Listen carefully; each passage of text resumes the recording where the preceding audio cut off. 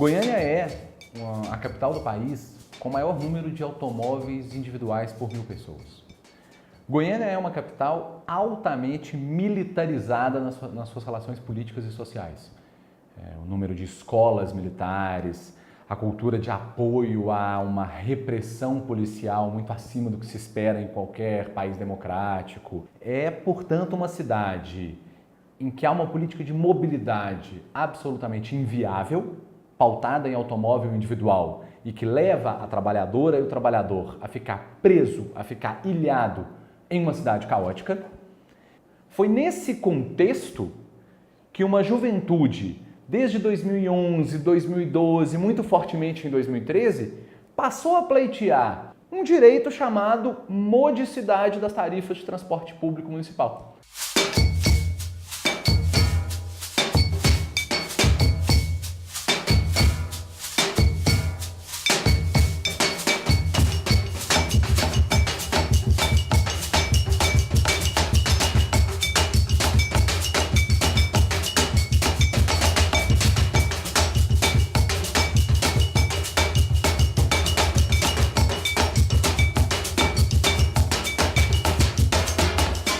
A Frente de Luta, né, veio de um histórico, de uma jornada de manifestações, a princípio, contra o aumento da passagem do transporte público aqui em Goiânia, em 2013, né, que foi uma jornada longa e que foi muito criminalizada, né, porém não teve nenhuma prisão, a não ser nas próprias manifestações, né, com a ação de P2, né, os infiltrados, que prendiam as pessoas durante os atos. E a partir, se eu não me engano, da metade de 2013, segundo semestre, começou muitas manifestações espontâneas. Então, paralisação do terminal pelos usuários, paralisação de terminais pelos motoristas, greve dos motoristas, manifestações semanais. Então, Goiânia, para ser bem boazinha, estava bastante tumultuada. Durante esse ano de 2013, a ascensão desse movimento Frente de Lutas foi uma coisa assim meteórica, né, cara? Em poucos meses a gente tinha construído um movimento que ia para as ruas, que aglutinava muita gente, que pautou a mídia, pautou a prefeitura, pautou o governo do estado e que obrigou, né, de forma inédita, as empresas e o governo a recuar na sua proposta de aumento da tarifa, né? E surgiu a palavra de ordem que foi amplamente difundida nos atos, que era basicamente o busão atrasou, o terminal está fechado, o povo não é bobo e vai ficar revoltado. Então fecha o terminal, pula a catraca e faz greve geral.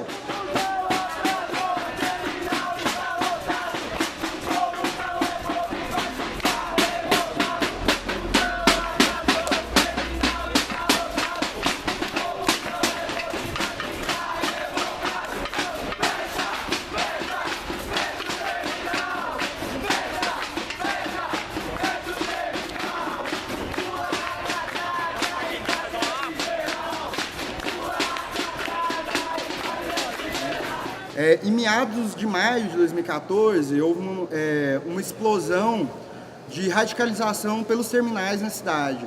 No terminal Pato Pelágio, no terminal da Bandeiras, a própria população, por conta de atraso de ônibus e por conta da questão do aumento, começou uma série de radicalização, onde quebravam os ônibus, quebravam o terminal, fechavam o terminal e inevitavelmente entrava em confronto com a PM que ia lá para poder desobstruir, né, para poder manter o interesse das empresas, que é não fechar o terminal para não abalar o lucro daquele dia.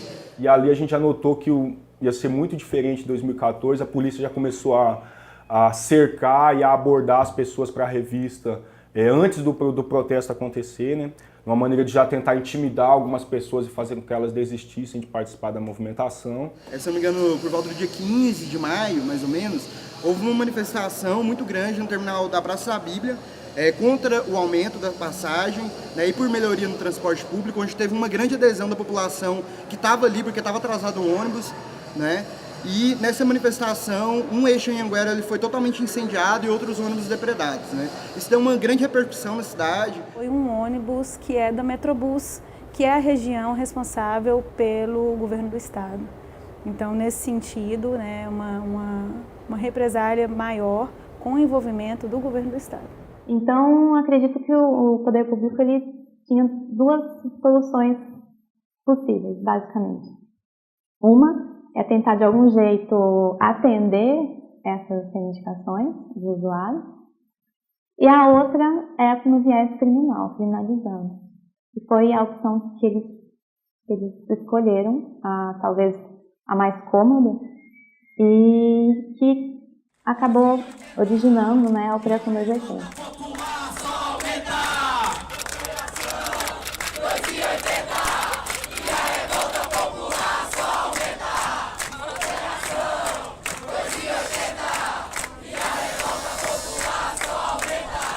A Operação 280, ela se iniciou através de uma representação do delegado titular na época da DRACO, que era a Delegacia de Repressão ao Crime Organizado em Goiás. E a causa de pedir dessa representação era a garantia da ordem pública. Então, a autoridade policial, na época, construiu uma tese elevando esses 4 estudantes como se fosse a grande causa de todas as depedrações de ônibus que já haviam acontecido em Goiânia, a todas as manifestações, a todos os tumultos, mais de 150 casos lá, inclusive às vezes até de iniciativa popular na hora lá, porque um ônibus atrasou em um terminal ou outro. O inquérito, ele continha elementos assim subjetivos, né? Alguns vídeos que tinham pessoas nesse vídeo em manifestações, mas que você não identificava claramente, abertamente, quem eram essas pessoas. Lá existe às vezes um pontinho numa fotografia, tem um ônibus pegando fogo ao fundo, um pontinho negro, um pixel, e embaixo o nome de um dos acusados. O que tinha bastante no inquérito era informações de Facebook. Então, print de algumas páginas com comentários assim, de pessoas que iriam fazer manifestação, concordando com manifestações. Tinham pessoas que faziam mais postagens, outras menos, e aí a Polícia Civil identificou e estabeleceu uma escala de quem seria líder, de quem estava próximo a esse líder, de acordo com a quantidade de vezes que essa pessoa curtia a página um do outro. Num dos arquivos lá do processo tem um organogramazinho que eles montaram com organizações que supostamente participavam da frente e indivíduos que supostamente participavam dessas organizações e tentando colocar ali em nível de afinidade ideológica, esse tipo de coisa. Um dos estudantes ele é um artista, ele desenha, e muitas vezes ele é chamado para fazer desenhos para movimento social. E ele desenhou bastante para o movimento de transporte público, e ele desenhava aquilo que ele via.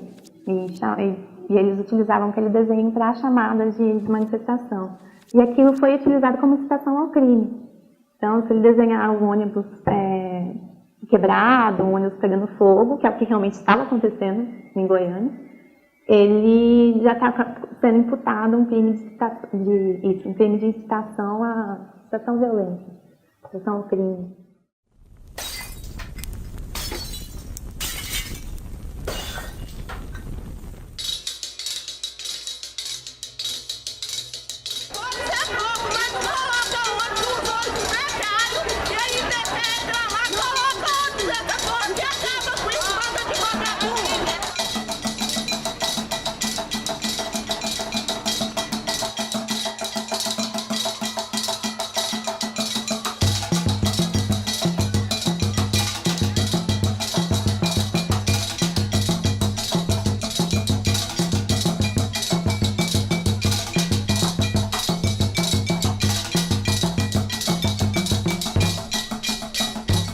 Foi o delegado Alexandre, o doutor Alexandre, ele pediu a preventiva. E a prisão preventiva, hoje, no nosso direito, ela é considerada como última ratio, a gente chama. Então, é a última opção. E, na verdade, juridicamente não faz sentido o procedimento que eles utilizaram, mas politicamente era o mais adequado pela resposta que eles estavam querendo dar. Então, a resposta era repressiva do Estado. A resposta era de impor o medo nos manifestantes, nos estudantes, nos possíveis futuros manifestantes. Na Operação 280, o que aconteceu com os manifestantes foi isso. A Polícia Civil, né, mais de 20 policiais, fortemente armados, de madrugada, entre 5 e 6 horas da manhã, foram simultaneamente na casa dos 4 manifestantes, né, que eles identificaram como lideranças do movimento, e realizaram essas prisões e as buscas e apreensões. Então, além de prisão das pessoas, buscaram elementos que pudessem contribuir para a formação material do crime, né, dentro das casas, do domicílio das pessoas. Um dos manifestantes não foi encontrado, né, ele depois foi beneficiado pelo salvo-conduto, pelo habeas corpus, mas 3 foram.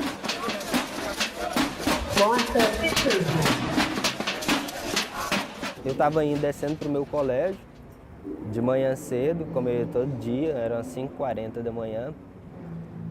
E aí assim que eu desci assim na rua de casa, veio um carro assim, um Gol prata, com 2 caras lá dentro, e eles começaram a me olhar.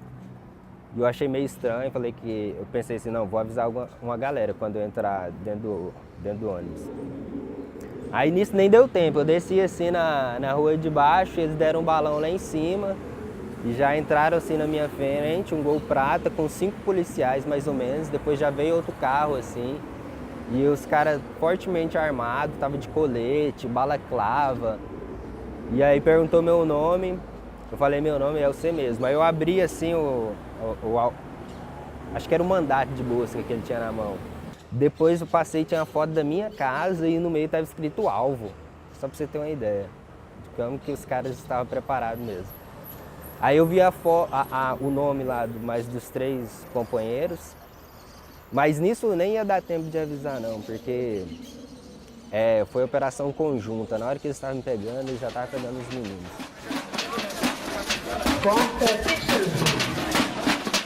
Eu moro numa residência, numa casa, não é apartamento, e os policiais chegaram lá mais ou menos 5h40 e tocaram o interfone e minha mãe atendeu.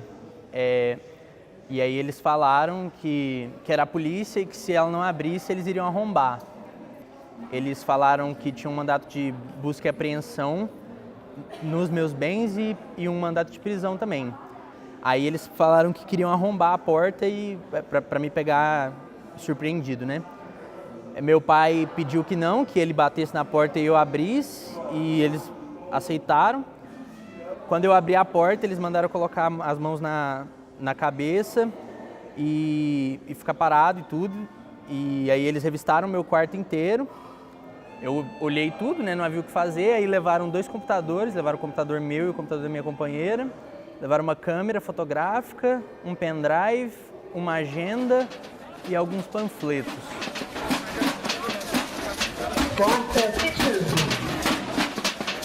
Eu estava dormindo, não me lembro bem que dia da semana que foi, mas eu sei que era um dia de semana, tinha aula, tudo. Por volta das 6h15 da manhã eu ainda não tinha levantado, o despertador ainda não tinha tocado para mim ir para aula. Mas aí meu celular tocou, eu atendi, era uma amiga minha muito próxima, que participava das manifestações também, que me ligou para me alertar que alguns dos meninos tinham sido presos, né, que a namorada de um deles tinha ligado para ela, falando que ele tinha sido preso e que tinha mais alguns mandatos de prisão, dentre eles um para mim, né? Mas como eu moro aqui na Casa do Estudante, que teoricamente é um espaço que está sob jurisdição federal, então a Polícia Militar, a Polícia Civil não pode entrar aqui dentro, a não ser que tenha uma autorização da reitoria e tudo mais, né? Então assim, eu resolvi ficar dentro de casa, né? Não sair, não ir para a universidade, porque eles poderiam estar ali do lado de fora, e eu fiquei aqui em casa. Quando chegou no começo da noite, por volta das 18h30, 19 horas, eu fiz a barba, eu estava com uma barba muito grande, né, na época. Aí eu arranquei toda a barba, que já deu uma mudada no meu visual, vesti uma roupa de um amigo meu e com a ajuda de uma pessoa militante também, eu saí da cidade e fui para Anápolis.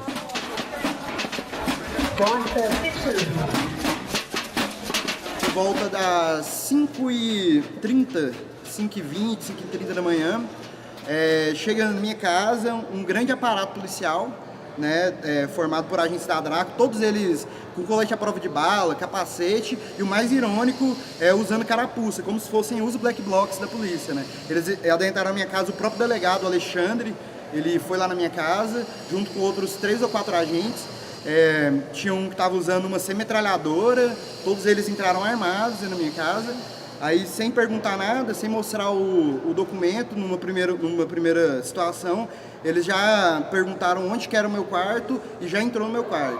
Aí, nisso, eles já apresentaram, falaram, isso aqui é uma operação de busca e apreensão, você é considerado um dos líderes que incitaram o vandalismo e o incêndio de mais de 150 ônibus na capital na última semana. Encontraram lá no meu quarto o que efetivamente foi apreendido. O meu computador, um celular, né, pendrives, cartão de memória de fotografia e outros registros.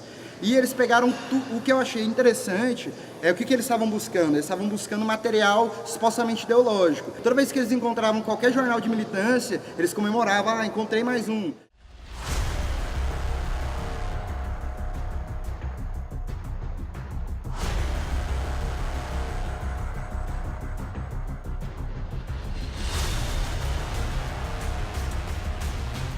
Foi uma ação montada com base em alegações falsas para retirar das ruas pessoas que pleiteavam direitos.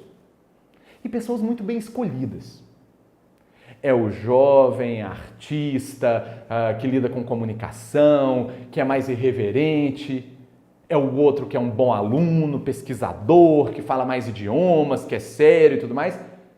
E é o menino negro da periferia, secundarista. Parecia que tinha um trabalho científico de escolha dos acusados. Por quê? Todo ativista iria se identificar com um deles. Se prendem apenas o jovem artista irreverente, você diz, mas eu sou um bom aluno e tal, eu não vou ser preso. Se prendem apenas o bom aluno, fala, mas ele não tem a esperteza que eu tenho de um jovem artista, eu não vou ser preso.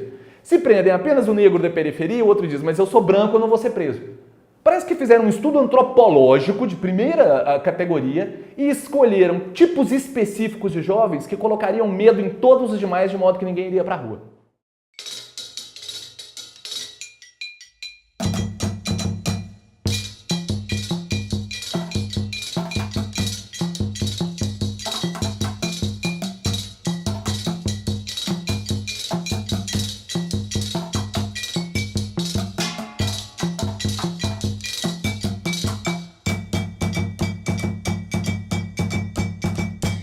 Nós entramos com habeas corpus no Tribunal de Justiça e no dia do protocolo do habeas corpus foi até uma situação bonita, memorável, porque mais de 2.000 pessoas das mais variadas orientações políticas se uniram em Goiânia para ir na porta do Tribunal de Justiça pedir justiça. Há muito tempo, todos os sabores de progressistas dessa cidade, da igreja aos maoístas, aqueles que têm mais identidade com o governo federal, aqueles que são autonomistas, aqueles que são trotskistas, aqueles que são livre-pensadores intelectuais, todo o pensamento e todos os setores sociais progressistas dessa cidade se uniram, tamanho vilipêndio aos direitos humanos que aconteceu na Operação 280. Olha, esse pessoal que está sendo apontado como vândalo, esse pessoal que está sendo apontado como criminoso, tem respaldo da população também. O que eles estão manifestando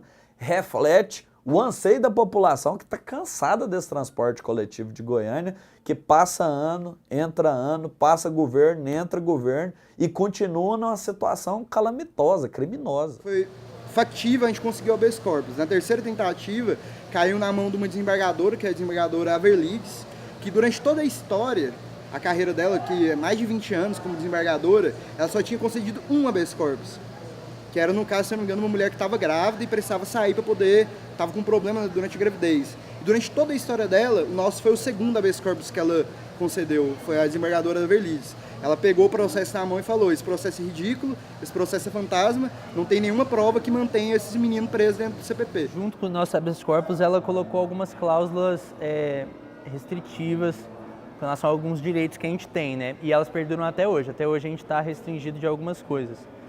Dentre elas, a gente não pode participar ou estar presente em nenhuma aglomeração com finalidade de fazer atos políticos. Então, nenhum tipo de protesto ou qualquer tipo de reunião, esse tipo de coisa. A gente não pode também estar fora de casa após as 10 da noite ou em dias feriados, fins de semana. A Operação 280 é um processo fantasma, não tinha nenhuma prova que ligava nome ao caso, sabe?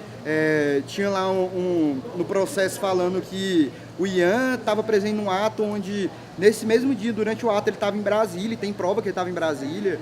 Enfim, é um processo fantasma, foi montado unicamente para poder criminalizar.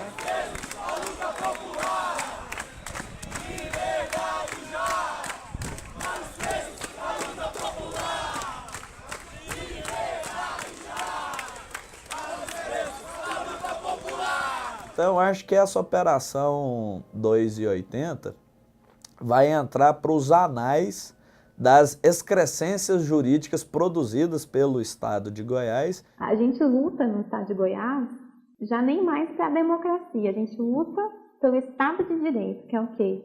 É o Estado se submeter às leis. E a gente está lutando com isso, para isso ainda. Isso foi realmente além de tudo que eu já tinha visto. Não é algo que possa ser esquecido. Foi muito grave o que aconteceu. Eu fiquei especialmente comovido com aquilo. Eu acho que eu nunca mais vou ser o mesmo depois daquele caso. Você é sempre um pouco mais revoltado e pessimista com a sociedade, lamentavelmente, depois que aquilo que aconteceu. Essa operação foi a demonstração de que eles não estão do nosso lado, o Estado não está do nosso lado. O Estado está do lado da burguesia, do grande capital. Está do lado dos empresários de transporte coletivo. Então vamos unir todas as forças, trabalhadores, estudantes, tudo junto para que consigamos a mobilidade urbana, vamos dizer assim, o acesso à cidade.